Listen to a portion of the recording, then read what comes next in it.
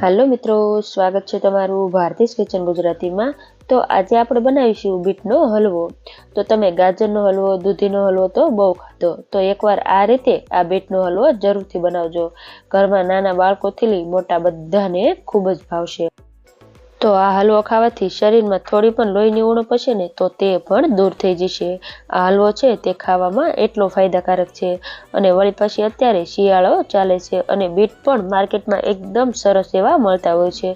તો તમે પણ એકવાર ઘરે આ હલવો જરૂરથી બનાવજો, બધાને બહુ જ ભાવશે। તો અહીં આપણે હલવો બનાવવા માટે મેં અહીં 1 કિલો જેટલા બીટને એકદમ સરસ રીતે છાલ કાઢી તેને આ રીતે ખમણી લેવાનું છે। તો અહીં આપણે હલવો બનાવવા માટે આવું એકદમ સરસ લાલ અને તાજા બીટ હોય તેનો જ આપણે ઉપયોગ કરવાનો છે, જેથી આપણો હલવો છે તે ખાવામાં ખૂબ જ ટેસ્ટી બને। તો હવે આપણે એક પેનમાં 2 મોટી ચમચી જેટલું અહીં આપણે ઘી ગરમ કરવા માટે રાખી દઈશું। તો અહીં આપણે વધારે માત્રામાં હલવો બનાવીએ છીએ એટલે આપણે આ રીતે ઘીનો થોડો વધારે જ ઉપયોગ કરવાનો છે, જેથી આપણો હલવો છે તે એકદમ સરસ લાગશે। તો ઘી ગરમ થઈ ગયું છે, તો હવે આપણે તેની અંદર આ બધું જ ખમણેલું બીટ છે તેને આપણે ઉમેરી દઈશું। તો હવે આપણે બીટના ખમણને ઘી સાથે એકદમ સરસ રીતે મિક્સ કરી લઈશું અને ગેસની medium to slow side flame રાખી આપણે આ બીટના ખમણને 1 થી 2 મિનિટ માટે આ જ રીતે સાતળી લઈશું। તો આ રીતે ઘીમાં સાતળવાથી આપણા બીટનો હલવો છે તે ખાવામાં ખૂબ જ ટેસ્ટી લાગશે।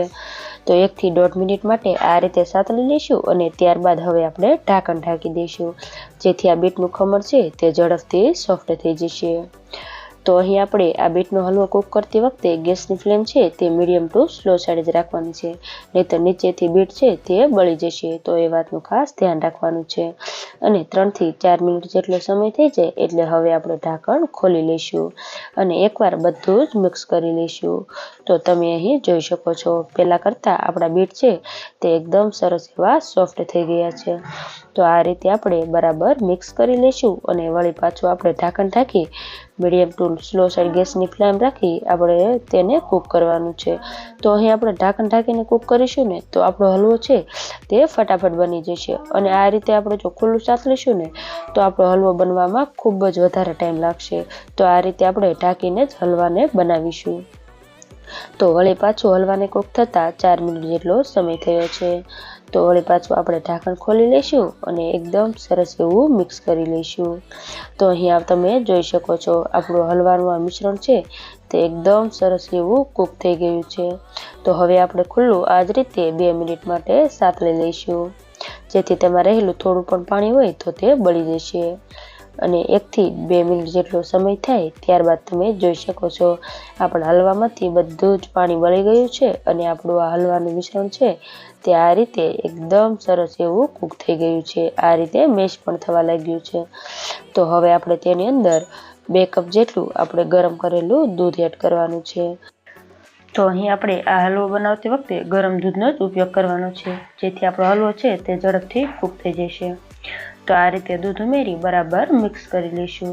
તો અહીં તમે જો ફૂલ ફેટવાળું દૂધ ઉમેરવા માંગતા હોય તો તમે ફૂલ ફેટવાળું દૂધ પણ ઉમેરી શકો છો, પણ હું અહીં આ હલવામાં માવો ઉમેરવાની છું એટલે મેં નોર્મલ દૂધનો જ ઉપયોગ કરેલો છે। તો હવે આ રીતે એકદમ સરસ એવું મિક્સ કરી લઈશું અને હવે આપણે આ બધું જ દૂધ જ્યાં સુધી બળી ન જાય ત્યાં સુધી આપણે આ જ રીતે કન્ટિન્યુ ચલાવતા જઈ આપણે હલવાને કૂક કરવાનો છે। તો અહીં આપણે હલવો કૂક કરતી વખતે ગેસની ફ્લેમ છે તે મીડિયમ જ રાખવાની છે, એટલે આપણો હલવો છે તે એકદમ સરસ એવો કૂક થઈ જશે।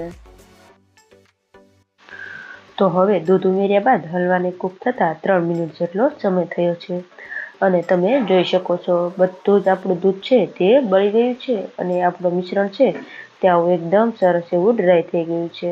તો હવે આપણે તેની અંદર 1 વાટકી જેટલો મોળો માવો ઉમેરી દઈશું અને માવાને આપણે હલવાના મિશ્રણ સાથે એકદમ સરસ રીતે મિક્સ કરી લઈશું। જો તમારી પાસે અહીં માવો ન હોય તો તમે અહીં મિલ્ક પાવડરનો પણ ઉપયોગ કરી શકો છો, તો પણ તમારો હલવો છે તે ખાવામાં ખૂબ જ ટેસ્ટી બનશે। અને જો તમારે અહીં માવો કે પછી મિલ્ક પાવડર બંનેમાંથી એક પણ ન ઉમેરવું હોય ને તો તમારે અહીં 3 કપ જેટલું ફૂલ ફેટવાળું દૂધ ઉમેરી દેવાનું, તો પણ તમારો હલવો છે તે ખાવામાં ખૂબ જ સરસ લાગશે।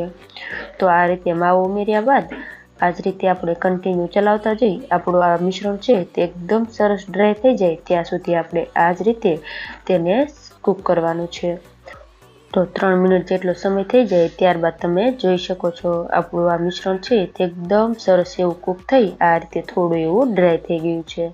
તો આ રીતે આ મિશ્રણ આવું ડ્રાય થઈ જાય ત્યારબાદ જ આપણે તેની અંદર પોણી વાટકી જેટલી ખાંડ ઉમેરવાની છે। જો ઘરમાં વધારે મીઠું ખવાતું હોય તો તમે અહીં 1 વાટકી જેટલી ખાંડનો પણ ઉપયોગ કરી શકો છો। તો ખાંડ ઉમેર્યા બાદ હવે આપણે આ બધી જ વસ્તુને એકદમ સરસ રીતે મિક્સ કરી લઈશું।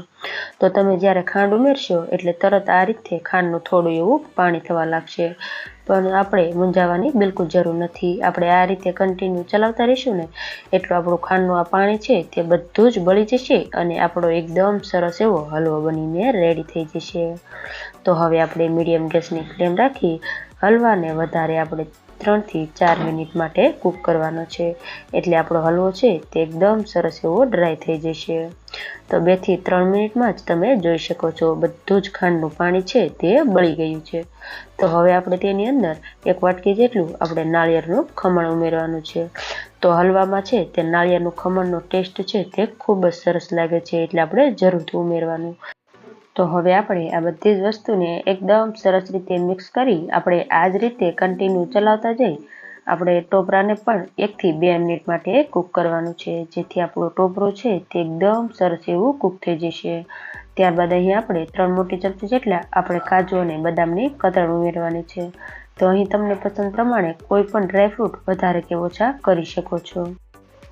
તો બરાબર મિક્સ કરી લઈશું અને તમે અહીં જોઈ શકો છો આપણો એકદમ લચકેદાર જોતા જ મોઢામાં પાણી આવી જાય તેવો હલવો બનીને રેડી થઈ ગયો છે।